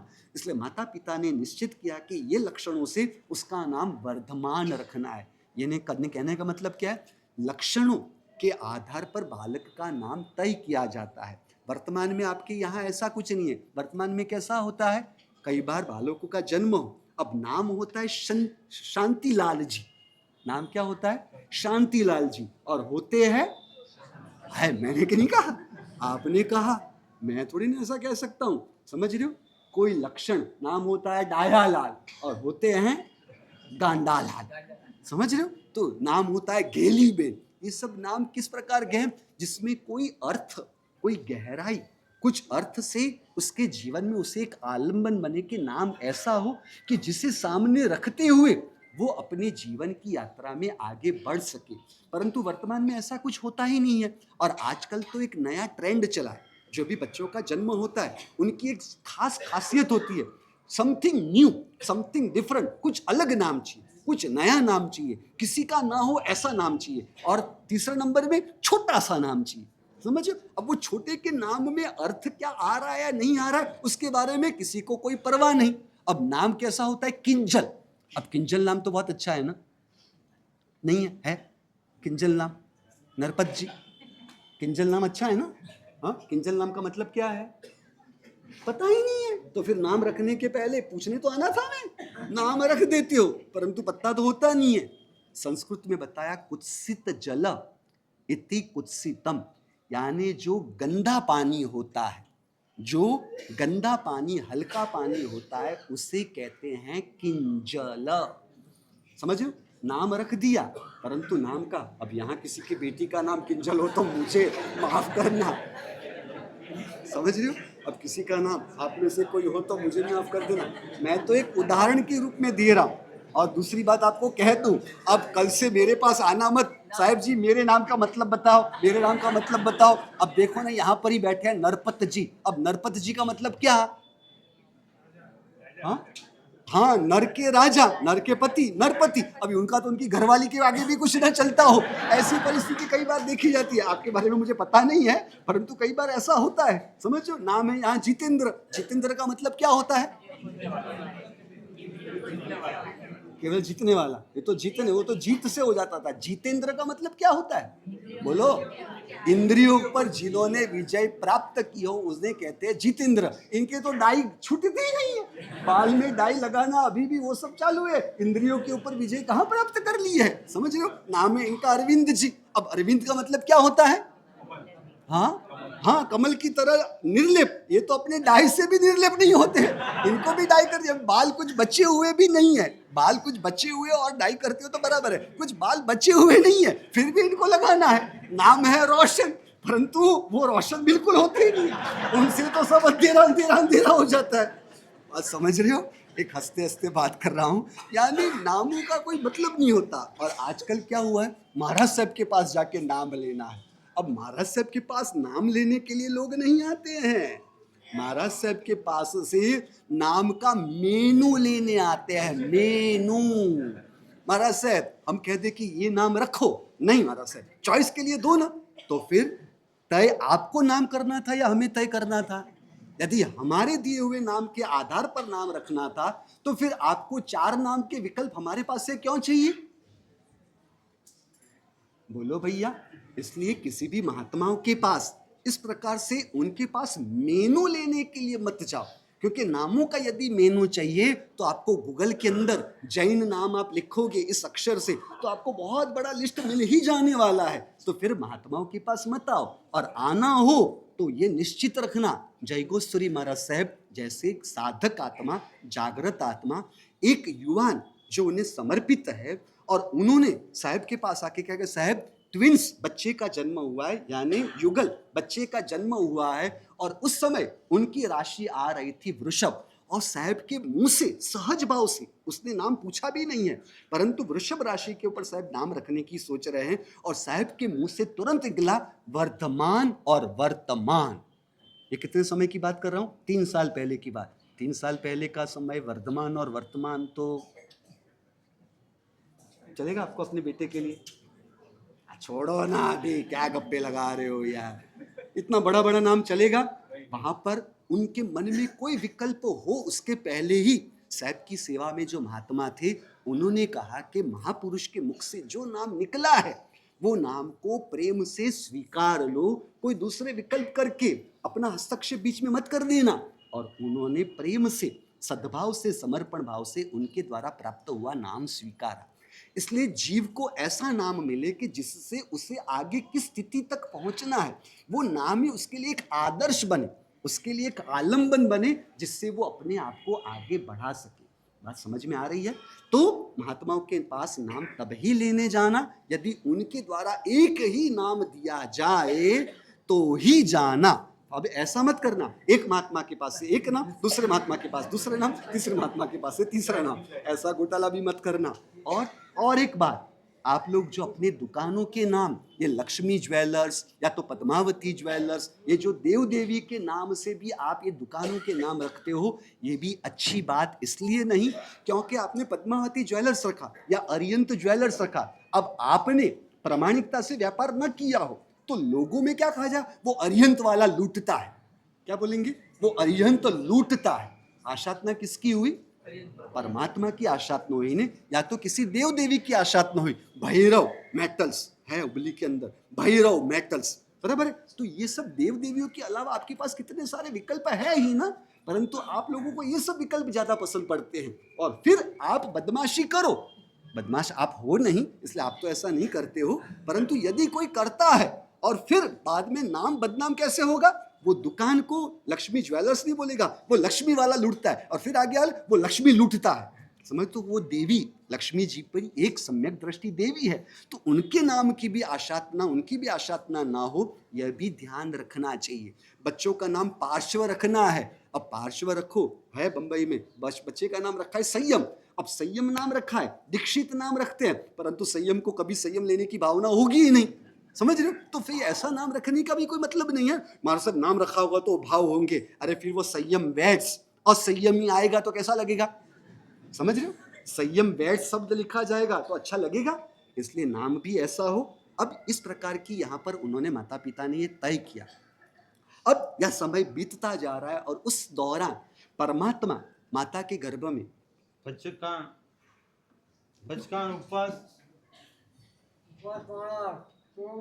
तुम देखे हैं नाम रायशा, नाम जायशा, तो इसका मतलब क्या होता है? हमारा सब ये लैटिन शब्द है, लैटिन, क्योंकि तो लैटिन भाषा ही पूरी तरह से बोलो ना, नाम रखना है लैटिन, और यहाँ पर आपका व्यवहार चल रहा है गुजराती भाषा में या हिंदी भाषा में। अब यहाँ पर परमात्मा जब गर्भ में है उस समय परमात्मा उन्हें जो, अब महावीर साईं भगवान और बाकी के 23 तीर्थंकर परमात्मा को एक कक्षा में रख सकते हैं और परमात्मा को एक दूसरी कक्षा में रख सकते हैं। परमात्मा महावीर साईं भगवान की विशेषता यह थी, उन्होंने शब्द का प्रयोग बाद में किया है, उन्होंने उपदेश देने की प्रक्रिया बाद में की है। परमात्मा का जीवन चरित्र वही जीवंत उपदेश के रूप में जगत के जीवों के लिए बना है, यानी परमात्मा खुद ही ऐसा जीवन जी के बता रहे। कई बार कैसा होता है, जबान और जीवन उनका तालमेल ना मिलता हो ना, तो सामने वाले जीव को वो जो सद्भाव, वो जो स्वीकार भाव, जो अमल करने का भाव होना चाहिए, वो नहीं हो पाता है कई बार।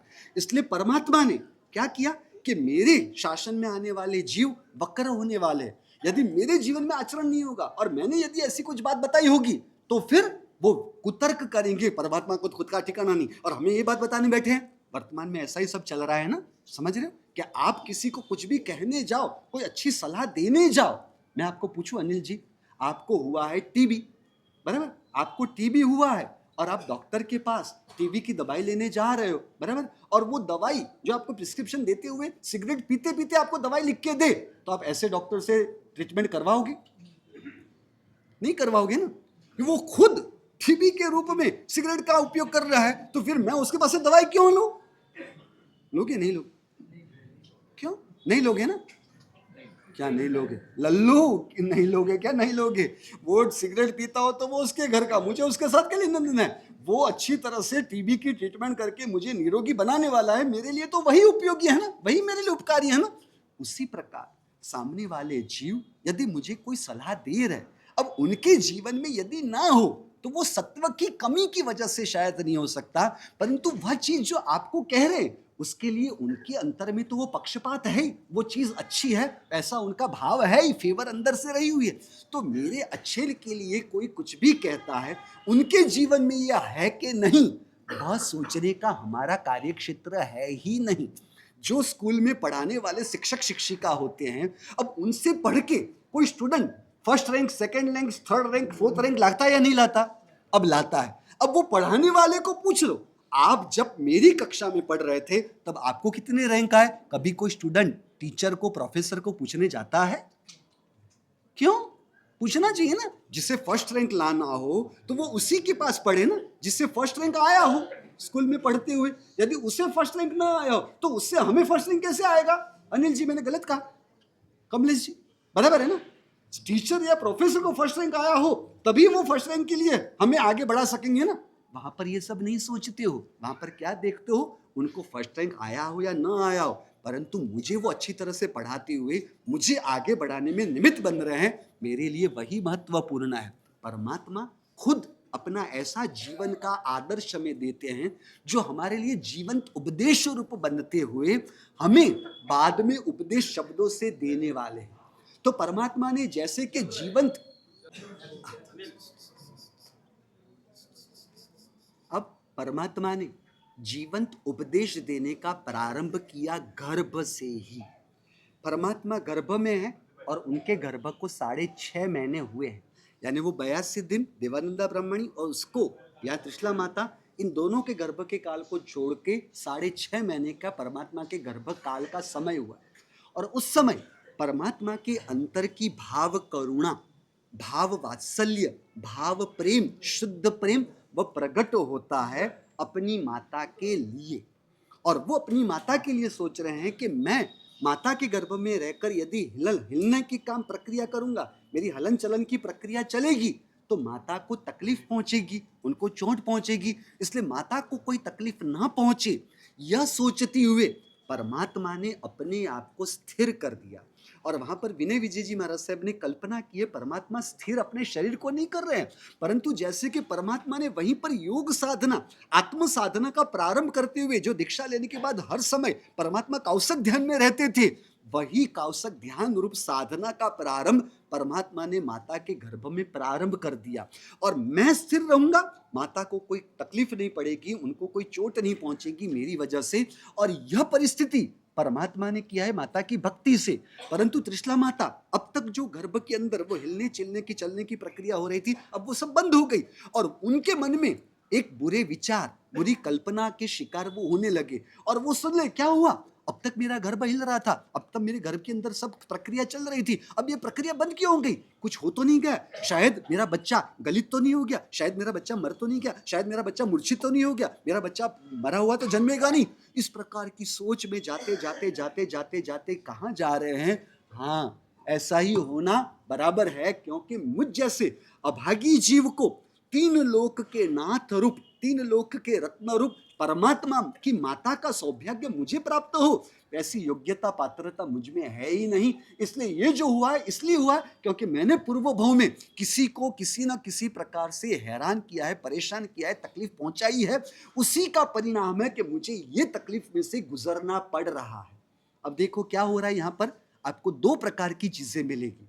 अब ये प्रकार की परिस्थितियों से माता दुखी हो गए और ये दुख की खबर पहुंचती है सिद्धार्थ महाराजा के पास, और वो भी दुखी हो गए। अब तक जो आनंद उल्लास वगैरह था, जो हर्ष था, उत्साह था कि परमात्मा का जन्म कभी हो, वो उत्सुकता से सब राह देख रहे थे। अब परमात्मा नहीं रहे, परमात्मा का जन्म नहीं होगा।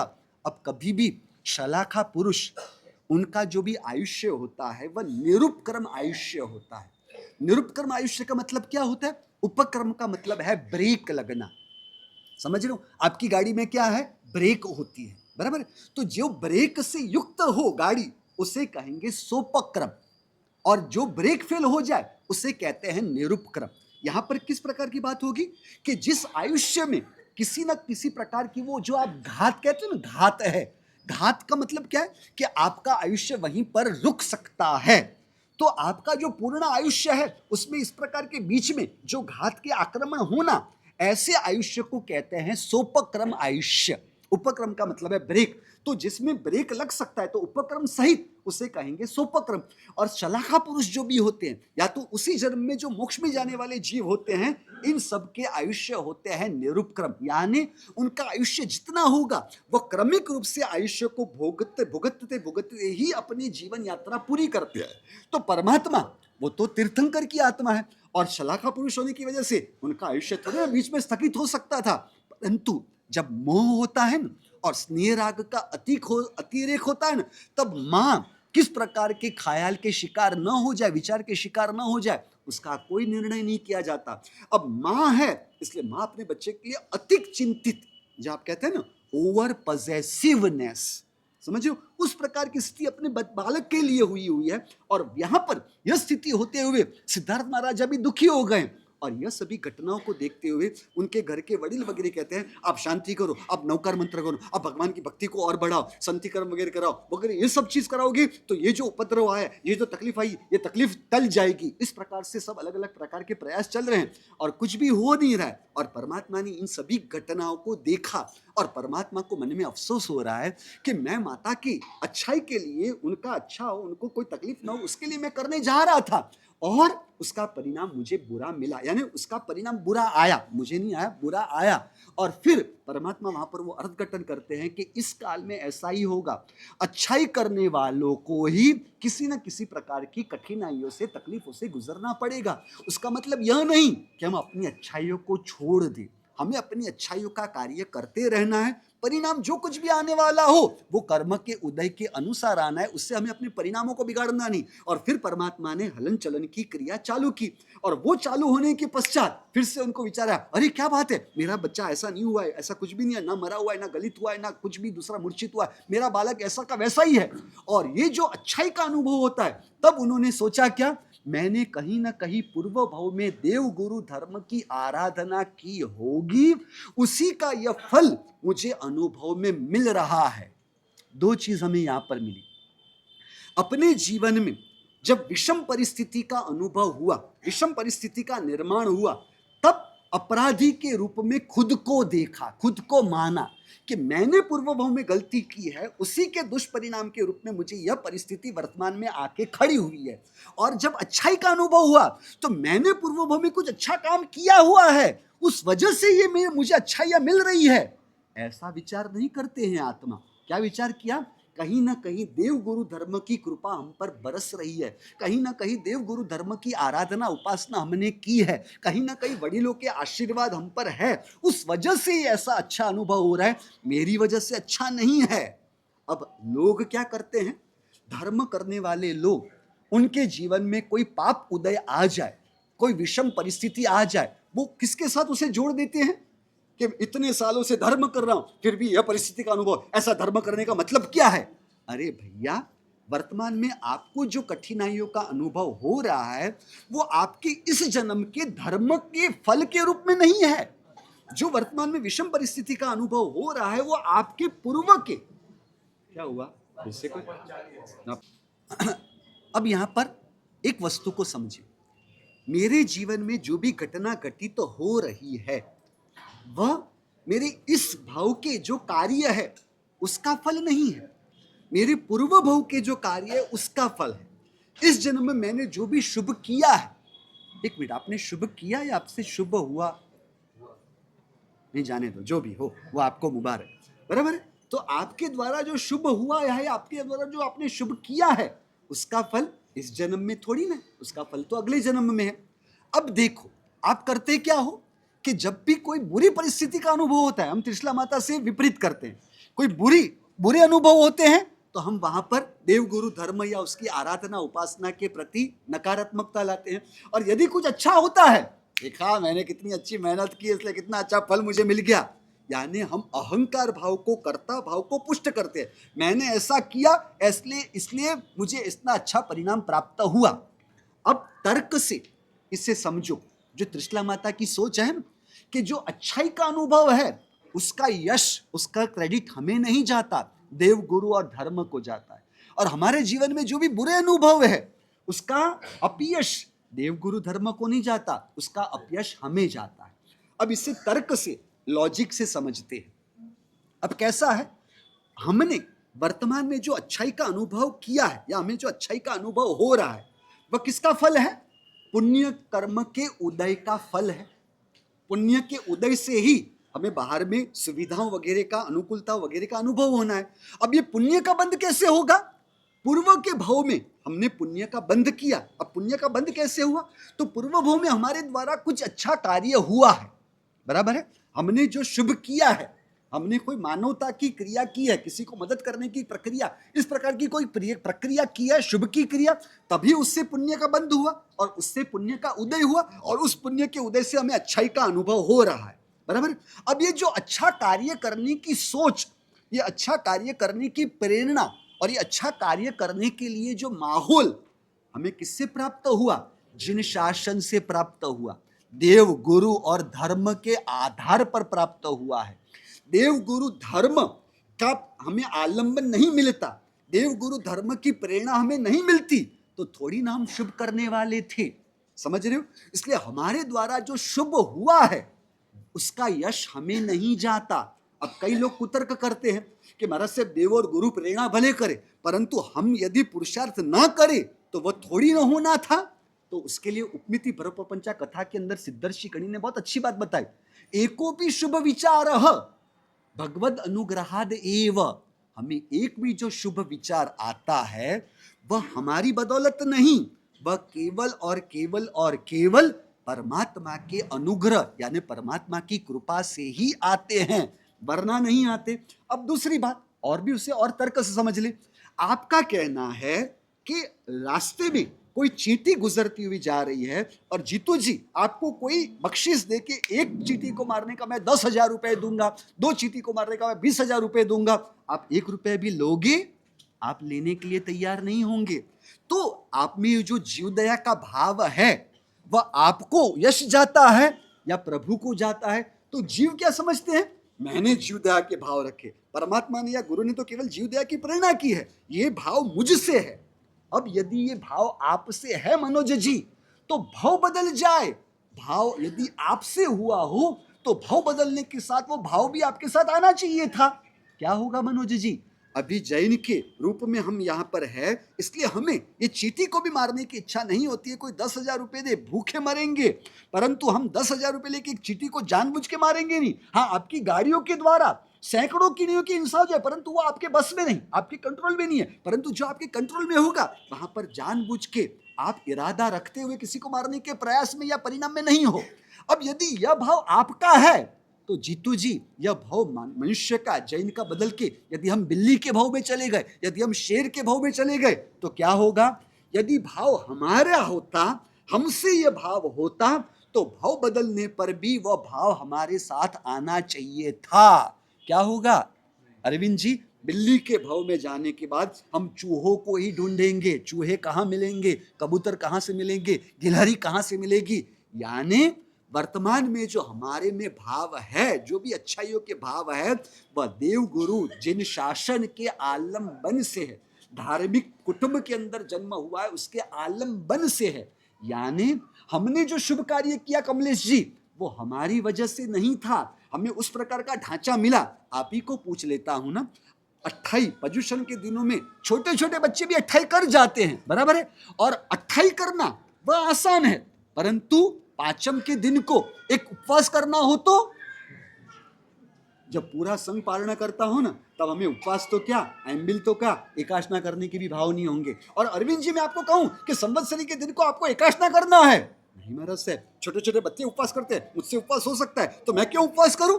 यानी संवत्सरी को एकाशना करना आपको मुश्किल पड़ेगा मनोज जी, और पालने के दिन को आपको एकाशना या व्यासना कहूं तो व्यासना करना आपको मुश्किल पड़ेगा। ये किसकी बदौलत था? ये संघ की बदौलत है।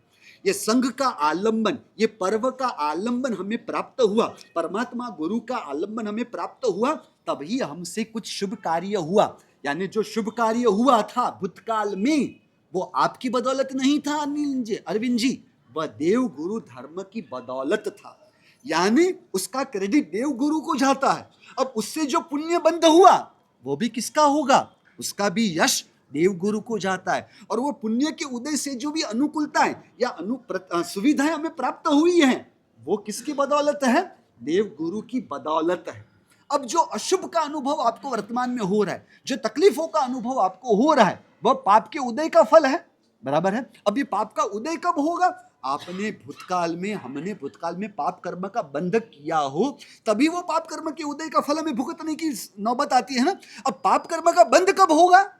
जब हमने अशुभ कार्य किया था, हमारे द्वारा अशुभ कार्य हुआ है, उसी से पाप कर्म का बंध हुआ।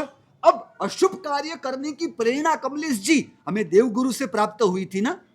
हमने देवगुरु जिन शासन संघ की उपेक्षा की, समझ रहे हो, उनकी उपेक्षा से ही हम अशुभ कार्य में अपने आप को जोड़ सकते हैं।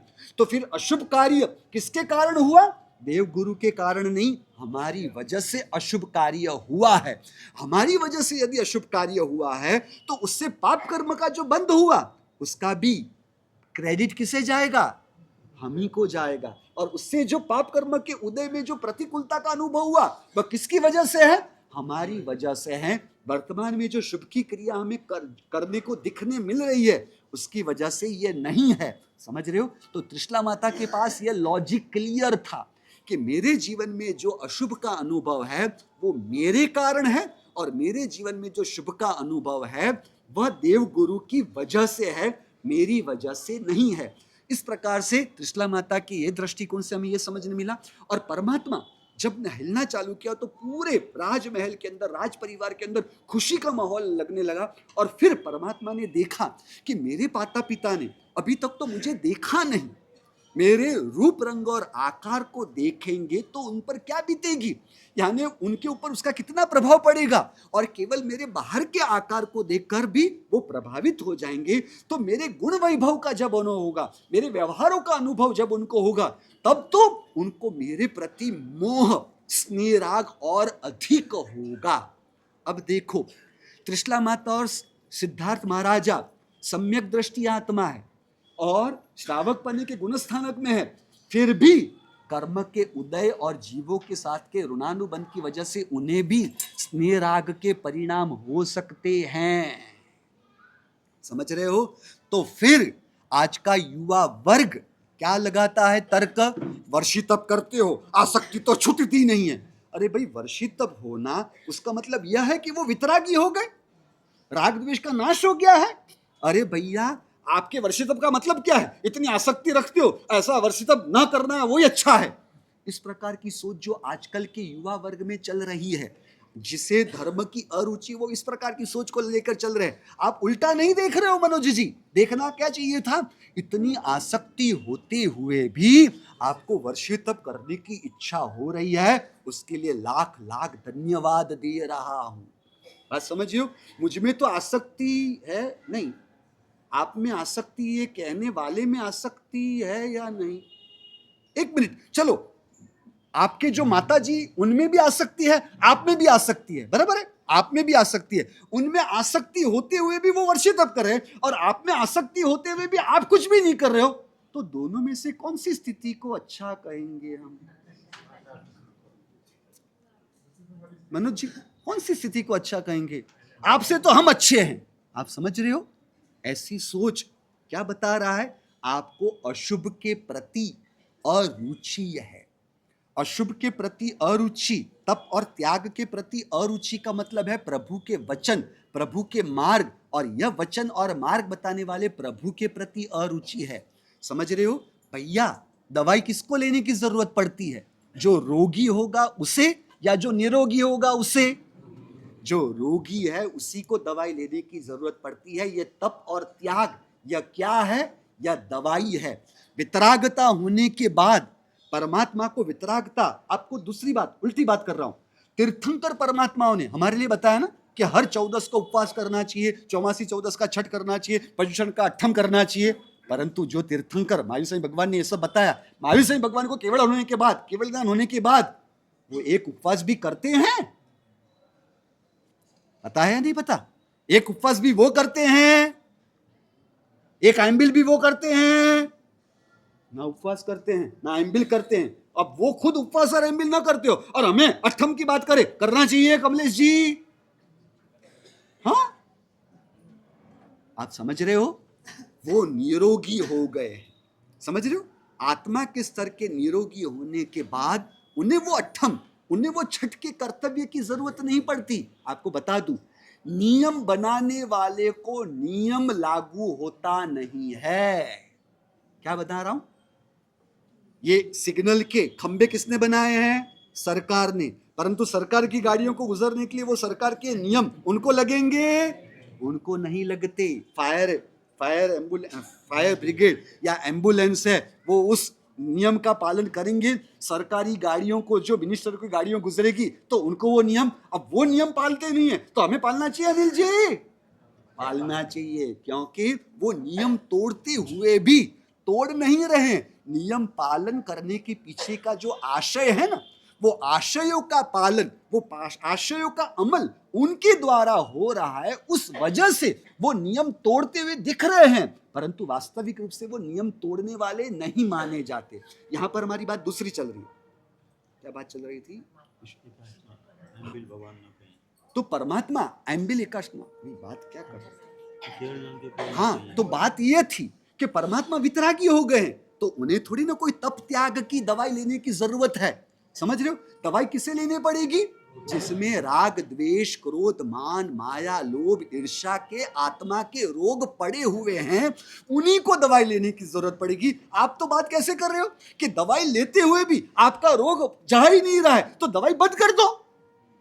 कभी कभार होगा ना वायरल इन्फेक्शन का बुखार जो होगा, एक गोली ली अच्छा नहीं होगा तो दूसरी गोली, अरे दूसरा डोज भी लिया फिर भी अच्छा नहीं होता है कमलेश जी, तो फिर तीसरा डोज,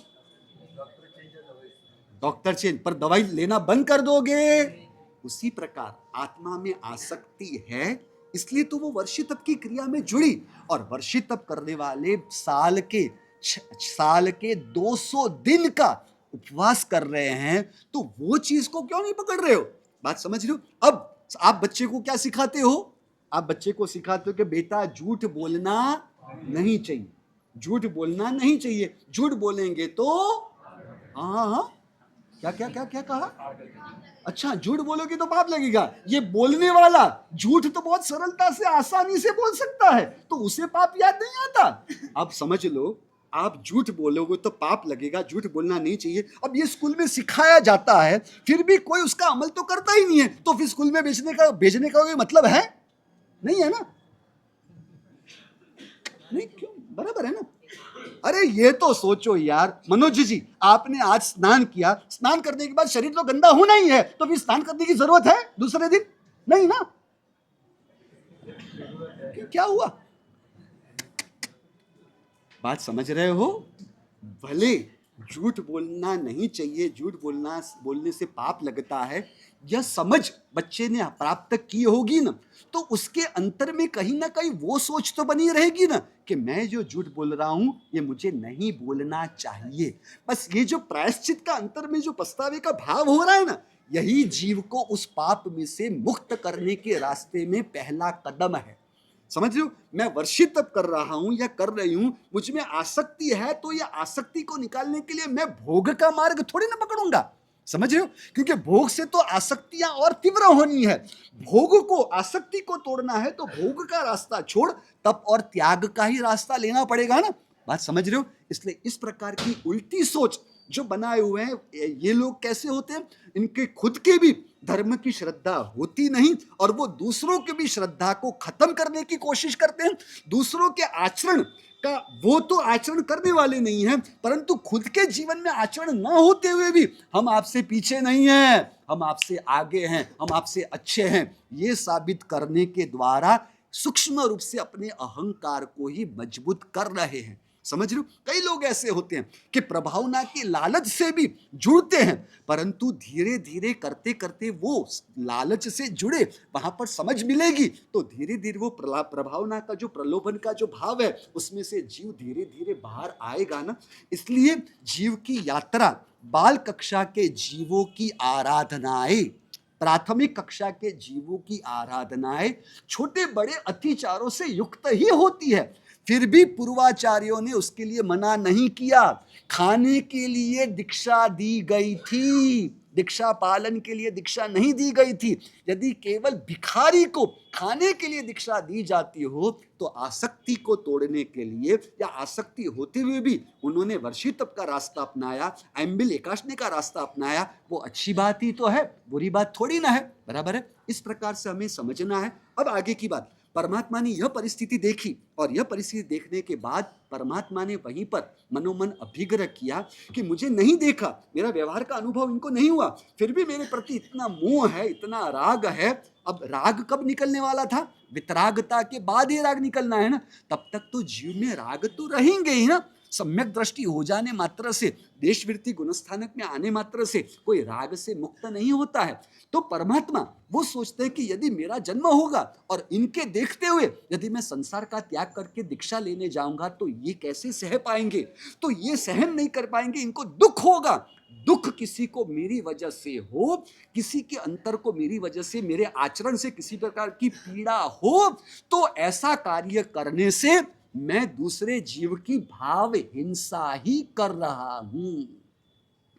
तो परमात्मा ने यहां पर अभिग्रह लिया, जब तक मेरे माता पिता जीवित हैं तब तक हम संसार में ही रहेंगे, उनके देह त्याग के बाद ही हम दीक्षा के लिए प्रयाण करेंगे। परमात्मा ने अपने ज्ञान का उपयोग करके देखा नहीं कि मेरे माता पिता कितना समय तक जीने वाले हैं, मेरी 28 साल की उम्र होगी तब इनका आयुष्य पूरा हो जाएगा, इसलिए मेरी दीक्षा हो सकेगी। परमात्मा ने अपने ज्ञान का प्रयोग करके ये सब देखने की प्रक्रिया नहीं की, परंतु वर्तमान समय में मेरे लिए मेरे माता पिता बड़े उपकारी है और ये उपकारी को किसी भी प्रकार से मेरे द्वारा चोट पहुंचाई न जाए, इस प्रकार का मेरे लिए वर्तमान में क्या कदम उठाना कर्तव्य रूप है, उचित रूप है, मुझे उसी पर ध्यान देना है। और उस रूप से परमात्मा ने वहां पर अभिग्रह ले लिया कि माता पिता जीवित है तब तक हम संसार का त्याग करेंगे नहीं। अब दूसरी बात पूछूं, अनिल जी, परमात्मा बड़े या सिद्धार्थ महाराजा और त्रिशला क्षत्रियाणी वो बड़े? कैसे बड़े यार, वो तीर्थंकर है और ये तो श्रावक है। इन दोनों का, माता पिता का तो उसी जन्म के अंदर कोई वितरागता और मोक्ष नहीं होना है, केवल ज्ञान उनको नहीं होना है, परमात्मा को केवल होना है। परमात्मा तीर्थंकर है, इंद्र महाराजा को भी पूजनीय है, तो फिर बड़े कौन हुए? हाँ, नरपत जी कौन बड़े हुए? माता पिता बड़े थोड़ी ना, भगवान बड़े हैं ना। अरे यार, जो माता पिता 10वीं कक्षा मुश्किल से पढ़े हो और उनका बेटा डॉक्टर हो जाए तो डॉक्टर बड़े हुए ना। हाँ, मैं डॉक्टर की बात यहाँ कहाँ कर बैठा यार, मैं डॉक्टर की बात कहाँ करने बैठा था यार। अरे मनोज जी, आपके पिताजी तो गांव में रहते थे, मुश्किल से 2 पैसे इकट्ठे कर पाते थे और आप करोड़ों में खेलते हो, तो आप बड़े हुए ना। क्यों? बड़े हो गए। अरे मैं प्रवचनकार के रूप में देखो तो क्या आध्यात्मिक प्रवचन, आत्मा के ऊपर प्रवचन करता हूँ और मेरे पिताजी को तो कुछ प्रवचन एक भी करना नहीं आता, तो मैं बड़ा हुआ ना। क्यों? नहीं, ऐसा नहीं, सास गरीब घर से आई हो और बहू बहुत ही बड़े श्रीमंत घर से आई हो, तो फिर सास बड़े या बहू बड़े? नहीं, मैं समझने के लिए पूछ रहा हूँ, मैं आपको कुछ कह नहीं रहा हूँ भैया, मैं थोड़ी ना आपको कुछ ऐसा कह सकता हूँ। आपको कोई समझा सकता है? मुझे बताओ, मैं कोई आपको समझाने के लिए यहाँ पर नहीं आया हूँ। तीर्थंकर की आत्मा अपने जीवन का ये आदर्श दे रहे हैं, माता पिता तीर्थंकर के भी क्यों ना हो, भले वो मोक्ष में इसी जन्म में भले न जाने वाले हो, परंतु माता पिता का दर्जा जो है वो एक अपेक्षा से देव और गुरु से भी बढ़ के है। इसलिए हमारे साधुपने में दीक्षा के बाद 3 उपकारियों को याद करने की बात बताई है। सबसे पहले उपकारी हमारे लिए है हमारे माता पिता, उसके बाद देव और गुरु होते हैं। तो जो माता पिता का इस प्रकार से आदर बहुमान भाव कि उनको किसी भी प्रकार की चोट ना पहुंचे, ये आचरण के द्वारा आपको अपने माता पिता के साथ तीर्थंकर की तुलना में उसकी बराबरी में देखा जाए तो हम किसी भी कक्षा में आ सके ऐसे है नहीं। तो हमें अपने माता पिता के साथ किस प्रकार का बर्ताव रखना है, किस प्रकार के विचार रखने हैं, किस प्रकार की सोच रखनी है, ये परमात्मा के जीवन से हमें प्राप्त होती है। इसलिए जीवंत घर में माता पिता, उनके अंतर के आशीर्वाद जिसने प्राप्त किए, वो प्राप्त किए हुए आशीर्वाद करोड़ों और अरबों रुपए से भी अनेक गुना बढ़ के है। और जो माता पिता के आशीर्वाद को समझ सकता है, ले सकता है, वही देव गुरु के आशीर्वाद को समझ सकता है और प्राप्त कर सकता है। इससे परमात्मा के जीवन का हमें यह आदर्श परमात्मा ने दिया और इस प्रकार से परमात्मा ने यहाँ पर अभिग्रह किया। और वह करते करते यहाँ पर त्रिशला माता को दोहला यानी इच्छा होती है कि मुझे हाथी के ऊपर बैठाया जाए, श्वेत वस्त्र धारण किया जाए, आभूषण, और राजा खुद सिद्धार्थ महाराजा मुझे चामर डाले, मैं जय जय नंदा, मैं हमारी प्रवर्तन की घोषणा करूं, सभी को अहिंसा का प्रवर्तन करवाऊं, मेरे ऊपर छत्र धारण किया जाए और मेरे हाथों से रुपए वगैरह का दान किया जाए। इस प्रकार का उनको दोहला यानी उनको भावना होती है। परमात्मा का उत्तम जीव आया है इसलिए उनको उत्तम भाव होते हैं और सिद्धार्थ महाराजा उनके वह सभी दोहले को पूरा करते हैं और फिर गढ़ के जो वडिल है वो उनके कहते हैं कि अभी आप शांति से चलना, धीरे से चलना, अब बोलना हो तो धीरे से बोलना, क्योंकि आपकी जो भी गतिविधियां होंगी उन सबका प्रभाव बालक के ऊपर पड़ता है। इसलिए माँ की जिम्मेदारी बढ़ जाती है कि बच्चा जब घर में हो तो उसे टाइम पास करना हो तो मोबाइल का सहारा ले तो अच्छा रहता है, नहीं मोबाइल का सहारा नहीं, फोन के ऊपर सहेलियों के साथ बातें करे, गप्पे लगाए तो ज्यादा अच्छा रहता है। नहीं मनोज जी ऐसा नहीं करना चाहिए, तो आजकल की मम्मियां तो ऐसा ही सब करती है, टाइम पास। अब परमात्मा के गर्भ का समय समझने वाले समझ गए। अब परमात्मा का गर्भ का समय पूरा होने को आया है, चैत्र महीना आ गया और राजस्थानियों के हिसाब से चैत्र कृष्ण पक्ष पहले आई, उसके 15 दिन बीते, चैत्र शुक्ल पक्ष आई, एकम गई, बीज गई, तीज गई, चौथ गई, पांचम गई, छठ गई, सातम गई, आठम गई, नौम गई, दसम गई, एकादशी गई, बारस गई, तेरस गई। अरे तेरस के दिन को तो आ गए, तेरस के दिन को भी मध्य रात्रि को जन्म होना था, अभी तो अपने कितने बजे, 11 बजे है ना। तो परमात्मा के जन्म को कितना समय बाकी है? अरे उस एंगल से नहीं, यहाँ पर जन्म वांचन मेरे पास कराना है ना आपको। हाँ, तो परमात्मा जैसे परमात्मा कहते हैं कि मेरी एंट्री ऐसे नहीं होगी। पिक्चर के अंदर भी हीरो की एंट्री क्लाइमैक्स में होती हो तो ये तो जगत के सबसे बड़े हीरो है, सबसे बड़े रत्न है, इनका प्रवेश ऐसे नहीं होगा। परमात्मा ने कहा मेरा प्रवेश करवाना है, मेरा जन्म करवाना हो तो 14 सुपन का पूरा आयोजन करना होगा, पूरे संघ को इकट्ठा होना होगा, गुरु महाराज को भी आना होगा और फिर आप पूरी तरह से यानी क्या बोलते हैं, पूरी तरह से ठाठ माठ से परमात्मा के जन्म के लिए, वो आगमन के लिए पूरा आयोजन करते हो, बाद में मेरी एंट्री होगी। अब परमात्मा के जन्म को समझते हैं शॉर्ट में।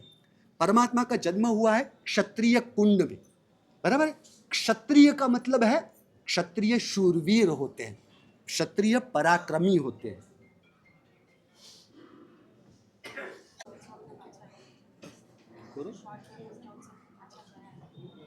अब क्षत्रिय का मतलब होता है कि शूरवीर, यानी इससे संदर्भ में बात यहां शरीर के रूप में परमात्मा के जन्म की बात नहीं चल रही, यहां परमात्मा तत्व का जन्म रूप परमात्मा के जन्म की बात है। तो क्षत्रिय कुंड का मतलब है शरीर सक्षम होना चाहिए, शरीर मजबूत होना चाहिए, साधना के लिए भी शरीर का बलवान होना जरूरी है, बराबर है। तो शरीर सक्षम है। अब जन्म देने वाले कौन है? सिद्धार्थ महाराजा। सिद्धार्थ शब्द का मतलब है जिसके सभी अर्थ का मतलब है प्रयोजन, अर्थ का मतलब होता है प्रयोजन। सिद्ध यानी सभी प्रयोजन जिनके सिद्ध हो गए, यानी आत्मा को पाने के अलावा, आत्मा को पाने की साधना के अलावा, यानी आत्मा के अलावा मुझे कुछ नहीं चाहिए और आत्मा को पाने के अलावा मुझे और कुछ नहीं करना, क्योंकि आत्मा के अलावा, आत्मा के गुणों के अलावा, आत्मा के आनंद के अलावा आत्मा इस जगत में से कुछ भी प्राप्त कर ही नहीं सकती। निराकार आत्मा इस साकार जड़ जगत से कभी भी कुछ भी प्राप्त कर ही नहीं सकती। क्या प्राप्त कर सकती है? आत्मा अपने आत्मा को प्राप्त कर सकती है और आत्मा अपने आत्मा को प्राप्त करने के अलावा उसे और कुछ करना नहीं। जब यह सोच बनती है यानी संसार के सभी प्रयोजन सिद्ध हो गए, मुझे ये करना है, मुझे ये करना बाकी है, मुझे ये करना है, मुझे ये करना है, मुझे ये नहीं करना है, ये सब तो आप लोगों ने कितना प्रयोजन का बड़ा लिस्ट बनाया हुआ है, समझ रहे हो। मुझे केवल स्वरूप को पाना है, इससे कहते हैं सिद्धार्थ। यानी जब आत्मा इस प्रकार के इस जगत के सभी सांसारिक प्रयोजन जो कर्म पर निर्भर है उस प्रयोजन से वो बाहर निकल जाए और आत्मा को ही पाना है, इसे कहेंगे आत्मा को सिद्धार्थ। और फिर माता का नाम है त्रिशला। त्रिशला, त्रिशला शब्द का शब्द संयोजन है त्रि यानी तीन और शला, शला का मतलब है शल्य, शला का मतलब है शल्य। तीन प्रकार के शल्य बताए गए हैं। कौन से शल्य? माया शल्य, माया का मतलब माया ही ना, आपको अलग, माया यानी कहीं पर भी कपट नहीं, यानी पूरी तरह से सरलता हो। समझ रहे हो? इसलिए आनंदगंज जी परमात्मा के स्तवन में परमात्मा के साथ का प्रेम करना हो तो वो प्रेम करने का एक महत्वपूर्ण लक्षण वहां पर बताया गया। कौन सा लक्षण बताया गया? कपट रहित थई आत्म अर्पणा। आनंदगंज जी महाराज साहब ने क्या कहा? कपट रहित जब अंतरात्मा होती है तब ही आत्म अर्पण यानी अंतरात्मा से समर्पण बनता है। तो कपट रहित स्थिति ये है माया रहित, क्योंकि शल्य का मतलब क्या है? कांटा। अब कांटा जब पग में हमें चुभ जाए तो क्या होगा? हम जिस गति से चल रहे हैं, दौड़ रहे हैं, हमारी गति खत्म हो जाएगी, हमारी गति अवरुद्ध हो जाएगी, यानी हम रुक जाएंगे। इसलिए क्या करना पड़ेगा? पांव में से कांटा निकले तो ही हम बाहर की यात्रा कर सकते हैं। आत्मा में 3 प्रकार के कांटे लगे हुए हैं, वह निकलती है। जब कांटा निकलता है तब ही आत्मा की साधना जगत में यात्रा हो पाती है। तो पहला कांटा बताया माया, उसमें से बाहर निकलना यानी सरलता। सरलता का मतलब है सहजता, सरलता का मतलब है स्वाभाविकता, सरलता का मतलब है खेल दिली। समझ रहे हो? यानी क्रिस्टल क्लियर पर्सनालिटी, यानी पारदर्शक हो, जीव सरल हो। यह पहली आवश्यकता, यानी पहला शल्य निकला। दूसरा शल्य है नियाण शल्य। नियाण शल्य का मतलब है नियाण, निदान करना। निदान करने का मतलब है आप जो भी धर्म की क्रिया करते हो उसको आप सौदे के रूप में अदला बदली की सोच ना रखते हुए किसी भी प्रकार की मांग ना रखो। मैं जो इस जन्म के अंदर धर्म कर रहा हूं, मुझे इसका यह फल मिलना चाहिए, कोई भी फल की इच्छा अपेक्षा नहीं। तो नियाण शल्य का मतलब है कोई भी सौदा नहीं करने का मतलब है किसी भी प्रकार की बाह्य चीजों की अपेक्षा से मुक्त होना। बाह्य चीजों की अपेक्षा से मुक्ति तब ही होती है जब आत्मा अपने आत्मा के अनंत गुणों की पूर्णता, अनंत ज्ञान की पूर्णता, अनंत आनंद की पूर्णता से तृप्त हो, तब ही किसी भी प्रकार की इच्छा में से बाहर निकलेंगे। अब ये माया निकल गई यानी सरलता आ गई और तृप्ति बनी। और फिर तीसरे नंबर का शल्य बताया मिथ्यात्व शल्य। तब ही आत्मा अपने आप को मिथ्यात्व में से मुक्त कर पाती है। जब ये 3 शल्य निकले तो क्या प्रगटा? सम्यक दर्शन रूप आत्मा की अनुभूति, यानी हमारे आत्मा में जो परमात्मा है, परमात्मा का भी नाम कितना अच्छा रखा गया है, महावीर। यानी हमारी आत्मा के समान इस जगत में कोई शूरवीर नहीं। किसी के शरीर की ताकत की तुलना में आत्मा की ताकत अनंत गुण बढ़ के है। अरे जड़ शरीर की ताकत की तुलना आत्मा, चैतन्य में आत्मा के साथ हो भी नहीं सकती। तो फिर जब आत्मा क्षत्रिय की स्थिति में आती है, सिद्धार्थ की स्थिति में आती है, त्रिशला की स्थिति में जब आत्मा आती है, तब आत्मा में रहने वाले परमात्मा का अवस्था में जन्म हुआ, जिसे कहते हैं सम्यक दर्शन। यानी ये परमात्मा के जन्म की क्रिया आत्मा में रहे हुए परमात्मा का जन्म हो उसके लिए है, तो ही यह जन्म वांछन या जन्म कल्याण की क्रिया सार्थक और परिपूर्ण बनती है। किस प्रकार हो उसकी बात विशेष रूप से आगे करेंगे। यहाँ पर हमारा प्रवचन यह रहता है और केवल परमात्मा के जन्म की जो घटना है उतना ही हमने बाकी रखा हुआ है, वो दोपहर को होगा। जिनाग्नि विरुद्ध कहा गया हो तो इच्छामि दुक्कड़म।